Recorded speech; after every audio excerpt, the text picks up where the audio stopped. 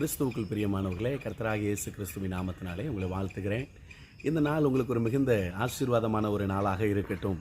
பரிசுத்த வேதாகமத்திலே ஒரு வசனம் இப்படியாக சொல்லுகிறது. ஏசாயாவின் புஸ்தகம் 61 அதிகாரம் 3வது வசனம் இப்படியாக சொல்லுகிறது. சீயோனிலே துயரப்பட்டவர்களை சீர்படுத்தவும், அவர்களுக்கு சாம்பலுக்கு பதிலாக சிங்காரத்தையும் துயரத்துக்கு பதிலாக ஆனந்த தைலத்தையும் சொல்லி.